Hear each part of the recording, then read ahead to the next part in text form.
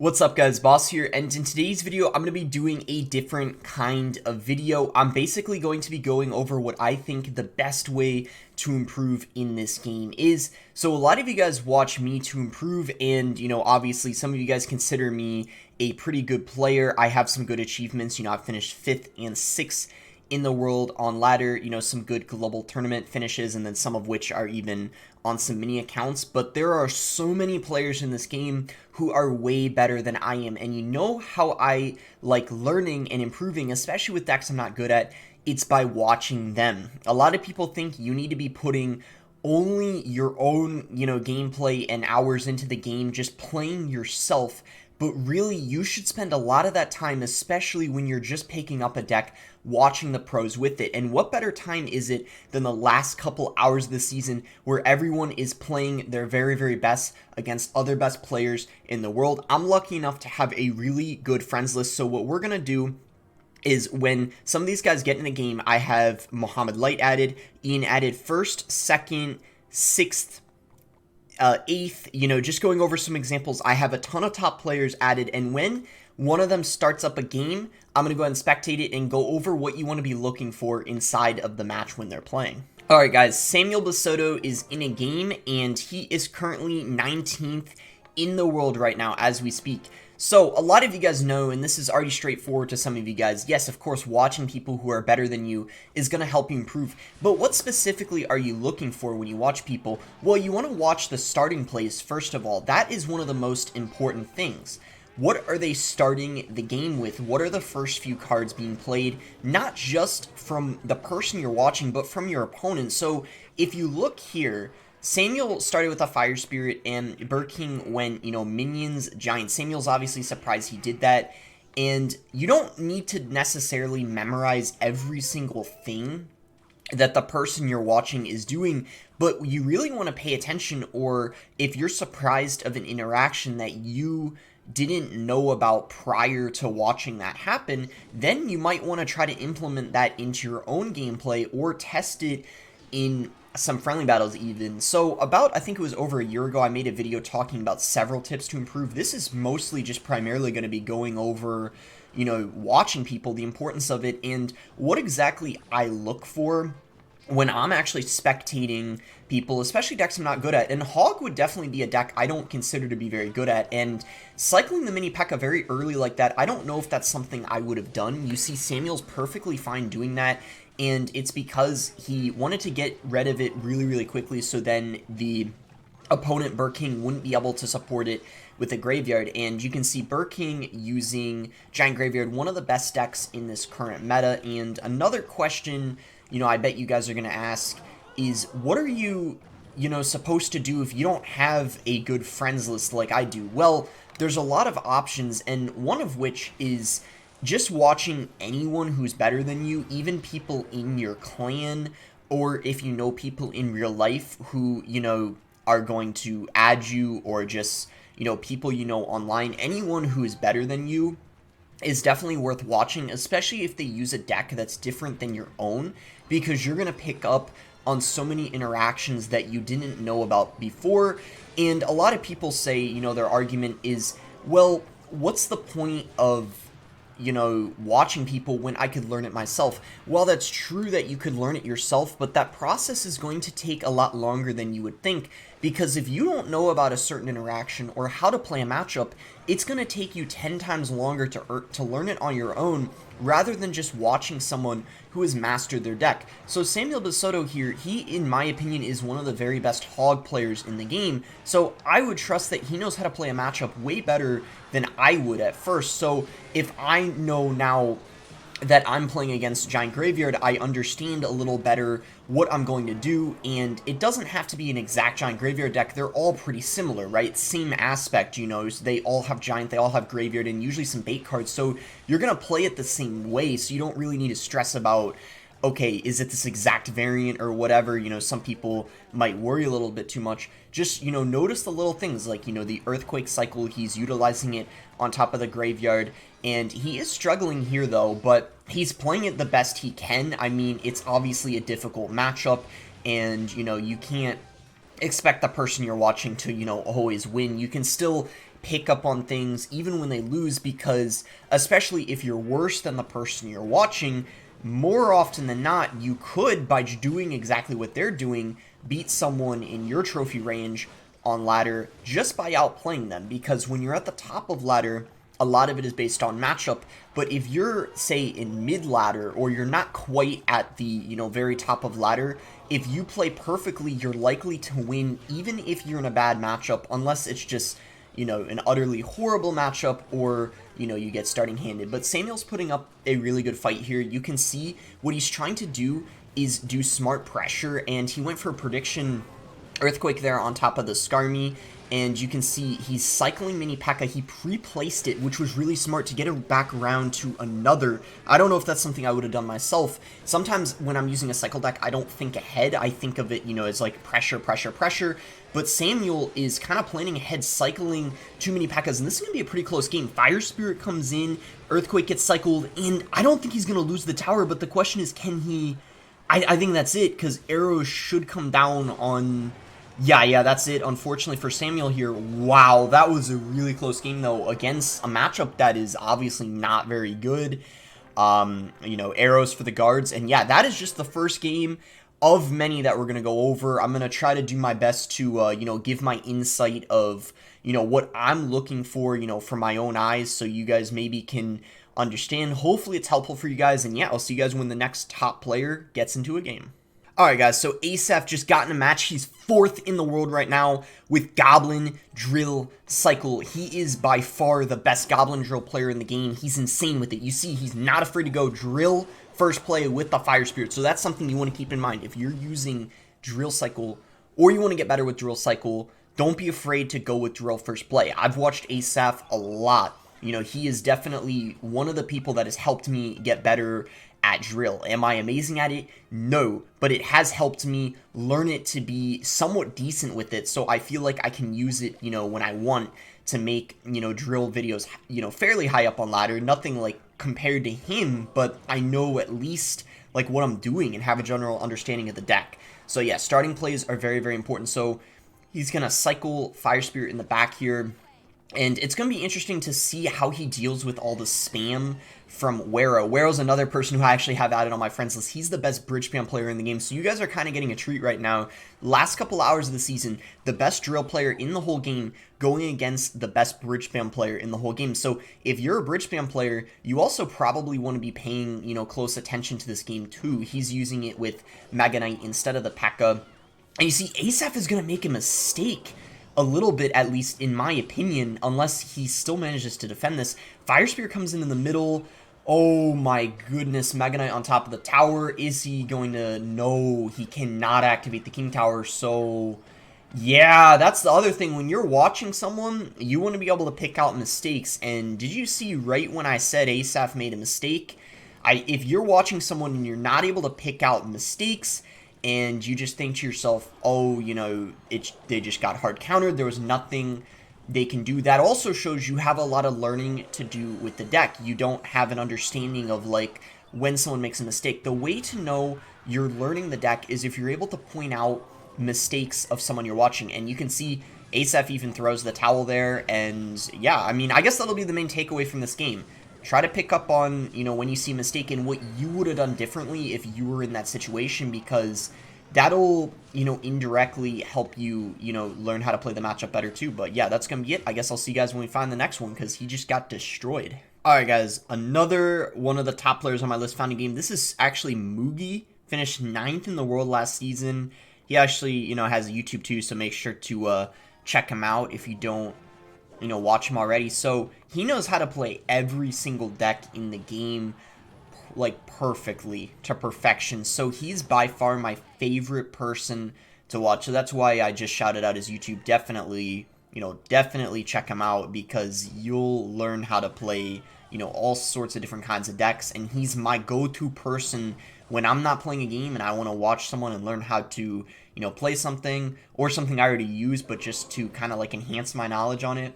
It's him, and he's in a very, in my opinion, difficult matchup right now, especially if he's against Mega Knight, which I think it is, which is one of the only counters to pigs, but it is in fact a pretty good counter. So I'm curious to see if he can outplay this matchup, because this is one I struggle with myself, especially if the opponent has a lightning, because lightning, is very good against the queen, and, it takes out the cannon immediately. So I'm curious if the opponent has a lightning or not, or if he has a snowball. If he has a, snowball, or a poison, rather, instead of the lightning, that could change things. So Sumi actually misclicked. I don't know why he did that log. That was very strange. But it looks like the opponent is going to have a poison. So Hogs come in very good timing. You know why? Because the opponent didn't have enough for a Mega Knight, and Mugi kind of read that like a book. I'm calling him Mugi even though the name says Sumi, because it really, like, everyone calls him Mugi. So let's see if he activates the King Tower here. Cannon, skeletons, right?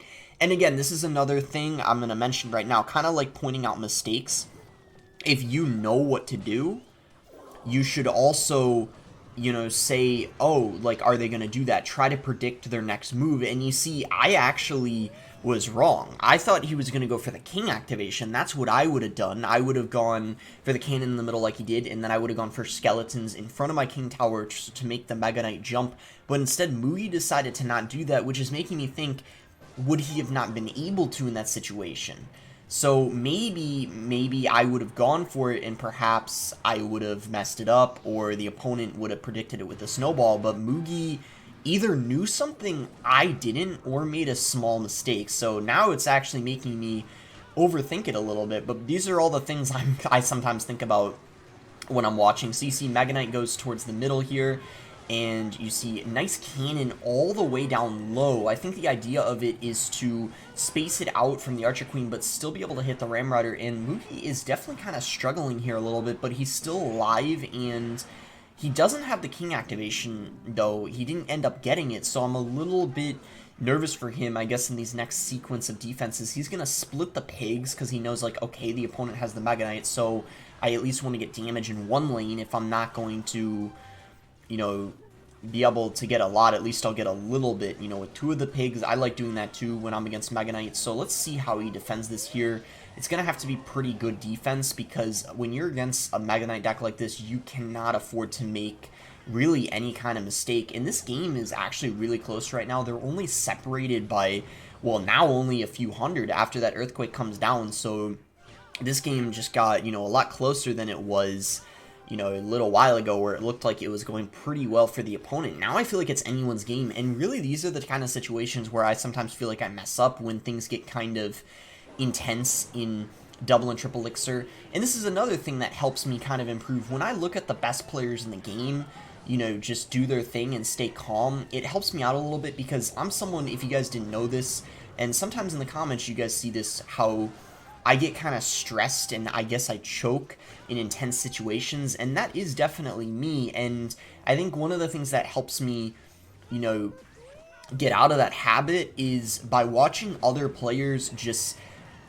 stay calm and make the correct plays when they're under a lot of pressure, because you might be able to, kind of memorize the sequence that they're making and just be more calm and try to replicate the plays that they're making. So you might think like, oh no, there's no chance I'm going to be able to pull off any of this that they're doing right now. But as you're watching, the double cannons there, and just, the micro and everything, it could just even a little bit, and even just a little bit is enough sometimes to be able to win you games. And you see, he remained calm. He didn't make any kind of, like, major mistake with the micro interactions, and he was able to defend that. So that was really nicely done by him. If it was me, I don't know if I would have won that. I mean, I'm pretty good with that Royal Hog deck. I made it to actually 8,241, my season highest with it. But I don't know if in that situation I would have, ended up getting the same outcome Mugi did. So that was really, really well played by him. And I'll see you guys when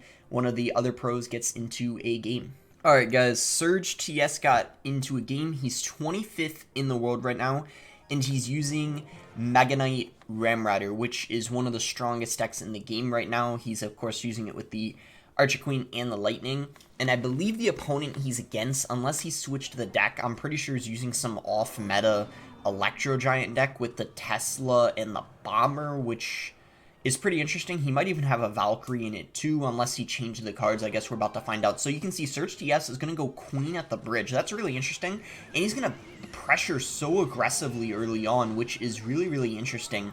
I don't know if I would have done that, because you see the opponent got the king activated, and yeah, I mean, Surge got a couple shots on the tower with the Archer Queen, but I still don't know if that was a good play, because if you're looking at Surge's deck, and just according to, you know, like what I would have done, I don't think I would have done that, but maybe Surge knows something I don't, because the thing is now that the opponent has the king activated, Surge has all of the, you know, like the ground cards that can be hit by it.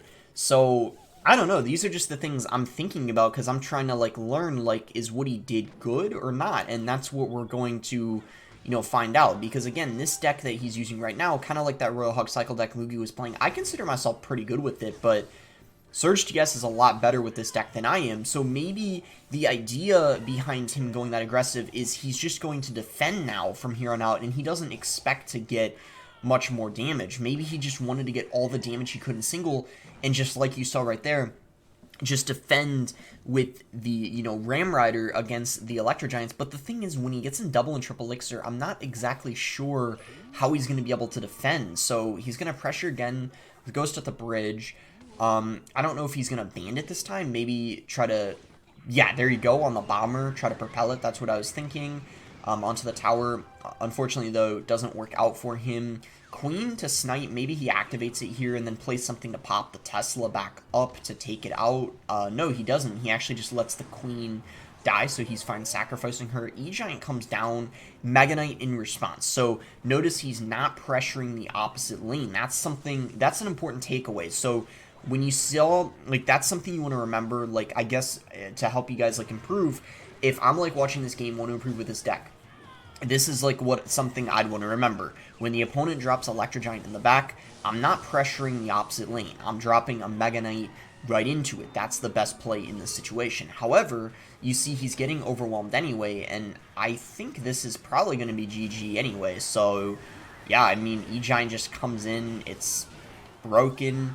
And, I mean, broken when you don't have a building, don't have a fisherman, and that's it. I mean, Surge GS was doing so well, and then he just lost the entirety of his towers. So, you know, that's a difficult matchup, but the most important thing is to Ram Rider on defense, Mega Knight into the Electro Giant, and most of the time when you're against an Electro Giant deck, they're going to have a more expensive variant with the Lightning most likely in the cage, and they won't have a fast cycle one, so the outcome could be a lot different. And also the Electro Giant player, if they're not as good, depending on where you're at on ladder, they could of course make a mistake on defense or take way more damage than the opponent did at the beginning of the game. So I guess, yeah, as you can see, like you saw ASAP getting destroyed and Surge TS there, not everyone I watch is going to win, because remember, this is the very top of ladder. This is how things are. Everyone they're playing against is very, very good. So yeah, I'll see you guys when we find the next one. Maybe we'll do one more game. I really would like to see if Ian or Molite gets in a game, because they're both second and first in the world right now. Alright guys, here we go. Exactly what I was waiting for just happened. So Mohamed Light is second in the world. He just found a game, and if he wins this game, he gets first in the world. And let me tell you guys, Mohamed Light finished #1 in the world 2 times in a row. So if he finishes #1 this season, I believe he's the first person to ever finish first in the world 3 times. So this is an exciting match, because yeah, it'll put him first in the world, and you guys will see this live, and I'm going to be watching it to see what he does. He can play every single deck in the whole game, so I had no idea what deck he was using going into this. Pretty much kind of like Mugi I was talking about earlier, Mohamed Light is the type of person where when I'm, you know, watching him, I know I'm going to learn something no matter what he's using, what the opponent is, or, you know, whatever the case is. So Balloon comes down at the bridge. I don't know what the opponent was thinking there. That was a very questionable play, and I think this might already be game. I mean, I don't know what the opponent was doing there.